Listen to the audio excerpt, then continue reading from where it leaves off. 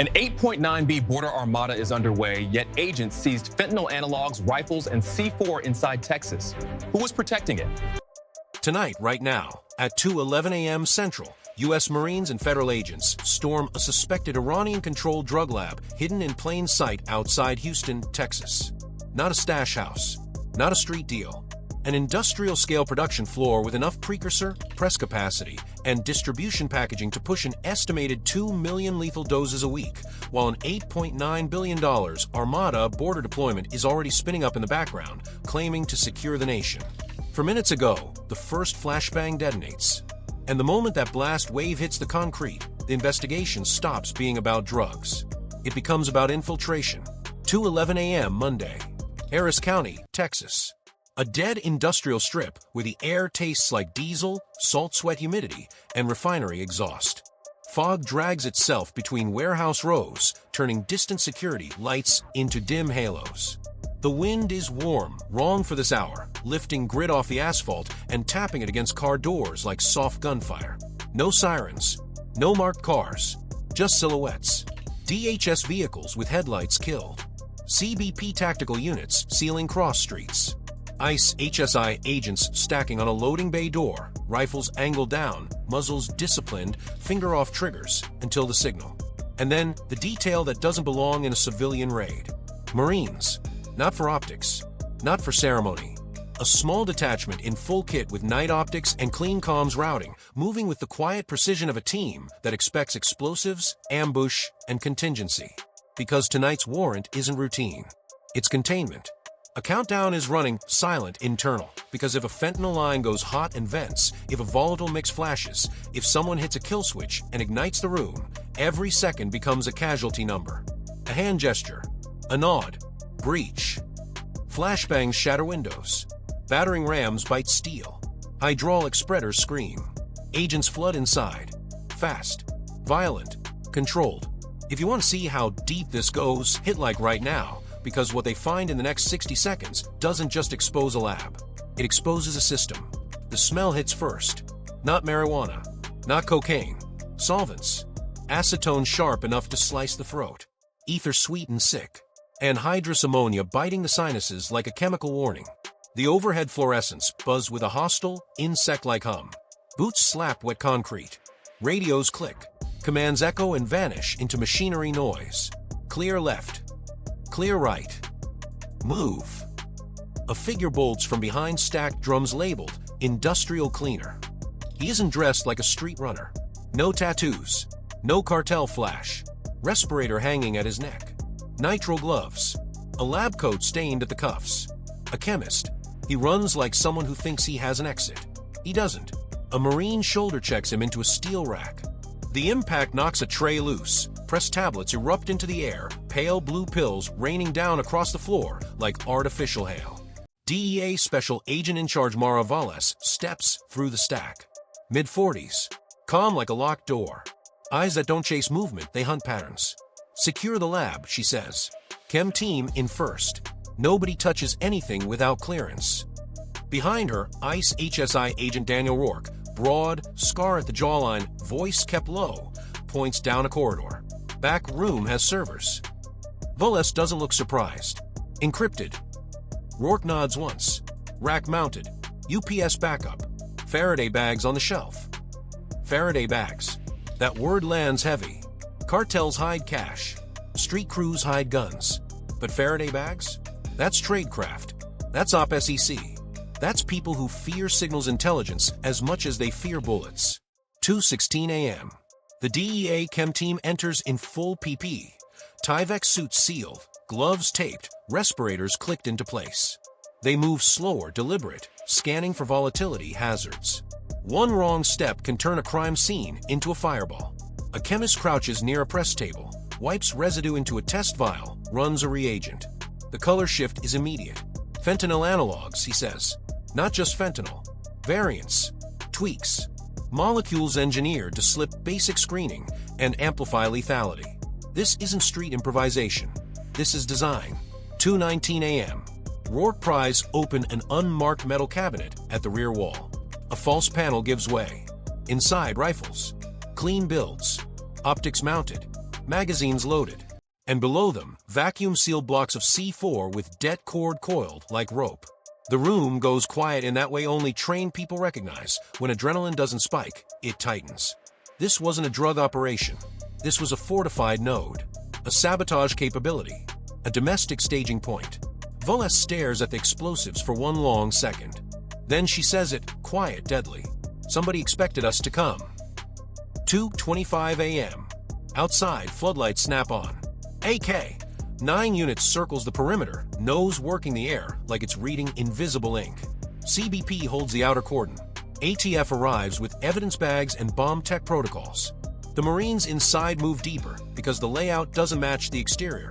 The building is bigger on the inside. A hidden corridor sits behind stacked pallets of industrial detergent.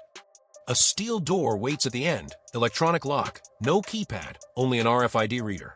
Rourke holds up a lanyard confiscated off a detainee. It looks official. U.S. seal. Contractor access. But the laminate is wrong. The serial pattern is wrong. The font is wrong. Counterfeit, made by someone who knows how real credentials are built. The badge taps. A green light blinks. The door opens, and the temperature drops. 2:31 a.m. A climate-controlled room hums with server fans. Metal racks. Cable management too neat for criminals. A UPS array. An emergency cutover. This isn't storage. It's a data vault. FBI Cyber Special Agent Priya Sethi arrives. Gloves on, laptop already open. Photograph everything, Voles says. No plugs pulled until Cyber says. Sethi scans the rack. Full disk encryption, she murmurs. Likely hardware keys. She checks a small lockbox bolted to the frame. It's open. Empty. Sethi looks up slowly. They remove the keys. And that's the pivot. Because now the question isn't how much they produced. It's who they were talking to. If you're still watching, comment one word, locked. Because what they uncover next wasn't meant to be found, ever. 2:37 a.m. A DHS command call comes in, high level, clipped, polished.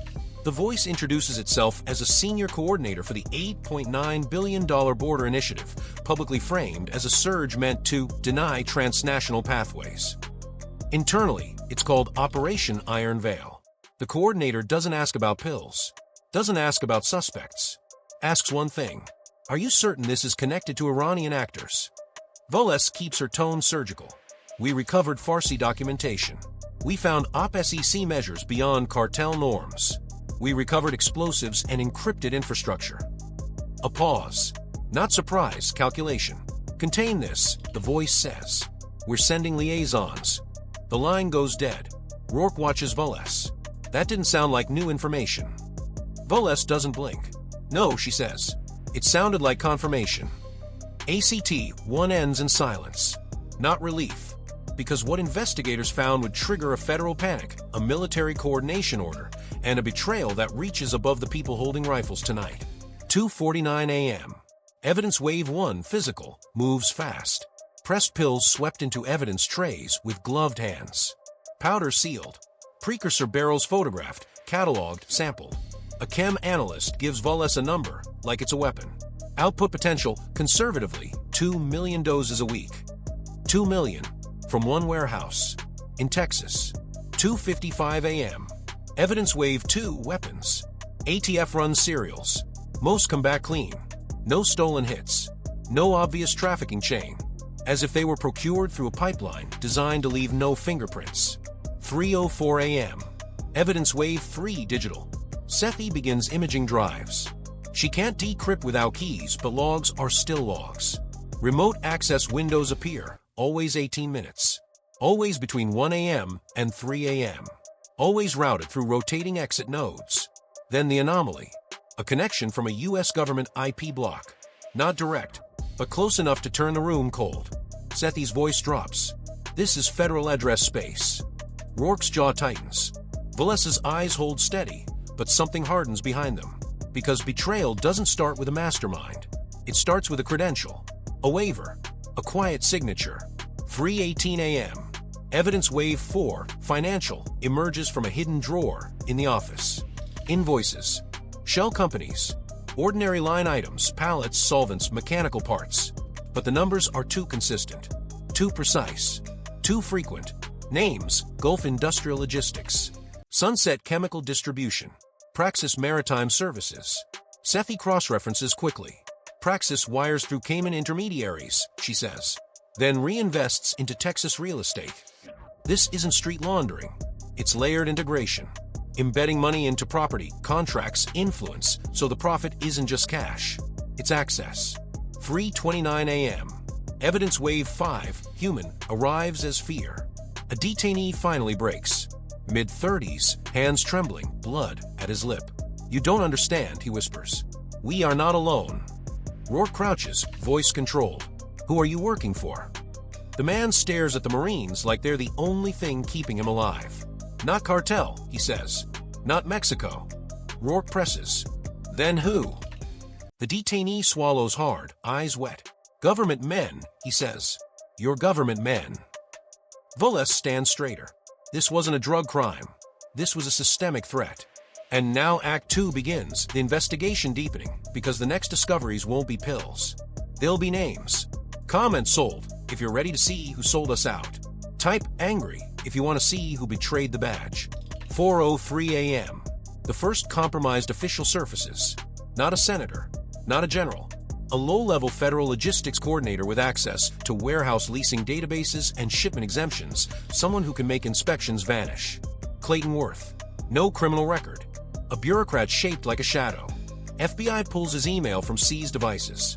Short messages. Professional tone. No panic. Lease approved. Inspection waived. Delivery window adjusted. Power doesn't always need violence. Sometimes it only needs signatures, access codes, and a phone call that never gets logged. By 7:15 a.m., Worth is in custody. He doesn't resist. He doesn't run. He asks for counsel. When interrogators show him photos of the pills, he doesn't flinch. He says one sentence, flat, empty. "You don't know who you're dealing with." It isn't a brag. It's a warning. 10:22 a.m. Investigators map the shell companies. The lines connect in ways that feel intentional, like someone built the maze to look accidental. Operation Iron Veil's public face is maritime and land search, boats, drones, aerial surveillance, CBP staffing. But procurement documents show something else, a private maritime security subcontractor embedded into the logistics chain. Praxis Maritime Services. The same name on the invoices. This is the moment it clicks. The border operation wasn't being evaded. It was being used, not as a shield against criminals, as a shield for them. 12:08 p.m. The second compromised official emerges mid-level. DHS Compliance Supervisor Elise Markham. Her job is to audit warehouse leases and flagged shipments. She's supposed to be a firewall. Instead, she is a bypass. Sethi pulls Markham's access logs. Every time a flagged shipment is cleared, Markham's credentials appear within 60 seconds. Sometimes from her office. Sometimes from impossible places. Airport lounge Wi-Fi, hotel networks, unknown IPs. Credential sharing, or credential theft. Either way, the institution is bleeding. 2:41 p.m. Voles meets a confidential informant in a parking garage under a courthouse because he refuses to meet anywhere else. He's Nico in the files. Former runner, now a ghost. He doesn't sit. He paces. He scans every entrance. They don't move like cartel, he says. No partying. No flexing. Just schedules. Voles asks, who? Nico stops, looks her dead in the eyes. People who can wait, he says. People who can lose a shipment and not care. He leans closer, because the real shipment is influence. 2:59 p.m. Systemic evidence consolidates. Not one lab. Multiple nodes. Warehouses leased under shells. Contracts embedded into security operations. Credentials manipulated. Servers hardened. Explosives staged. A timeline aligned with border funding surges. This wasn't smuggling. It was infiltration. Then everything shattered open at 5:13 p.m. An FBI financial analyst flags a transfer, $14.2 million, routed through offshore layers and landing inside a U.S. political consulting firm. Not a donation on paper. A services contract. The firm's client list brushes campaign infrastructure, consulting, messaging, policy support. And the authorization signature? A high authority figure in the oversight chain of Iron Veil. Deputy Undersecretary Malcolm Sloan. Sloan isn't a low-level clerk. He isn't a mid-level supervisor. He is a decision maker. A man whose office can redirect audits, reassign oversight teams, bury red flags under national security discretion. This wasn't a drug conspiracy. This was a governance corruption event. The authority figure didn't just take money. He weaponized the system that was supposed to stop the threat.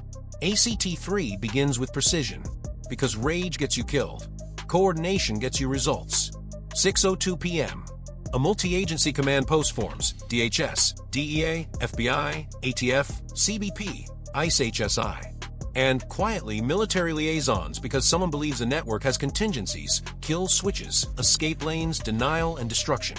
Operational name assigned: Operation Lone Dagger. Targets identified: 3 warehouses in Texas, a storage facility in Louisiana, a maritime office in Florida, and a private airstrip outside Laredo. By 9:47 p.m., teams are staged. Night falls again, and the clock returns. 10:11 p.m. First raid, Beaumont, Texas. SWAT hits the door. Inside, nothing. Cleaned. Bleached. Racks empty. Only one item left like an insult: a burner phone, powered on, screen glowing. A message: too late. 10:19 p.m. Second raid, Baton Rouge storage unit. Agents cut the lock. Cash is stacked inside, $6.4 million, vacuum sealed like food for a long winter. Passports from multiple countries. A ledger of payments with names redacted, amounts enormous. And in the corner, a duffel bag of children's clothing. Small sizes. A silent reminder of leverage and coercion, of how criminals build compliance not just through money, but through fear. 10:31 p.m. Third raid, Florida Maritime Office. ICE HSI and FBI Cyber enter first. Contracts seized. Hard drives bagged. A wall map of routes traced in thin red lines. Then a locked drawer yields the real wound, a list of U.S. officials. Not all corrupt. Some compromised. Some blackmailed. Some threatened. Elise Markham's name is circled twice. Next to it, one word: pressure. 10:46 p.m. At the Laredo airstrip, the takedown turns violent. A small plane sits fueled, engine warming. CBP moves in. A gunshot cracks the night. Then another. Then chaos. Marine Corporal Jace Halvorsen takes a round in the shoulder while dragging a wounded CBP officer behind a concrete barrier. Blood slicks his glove. He grits his teeth, breath sharp, and keeps moving. A medic clamps the wound. Halvorsen stares toward the plane and forces the words out: "Don't let them leave." They don't. The plane is seized.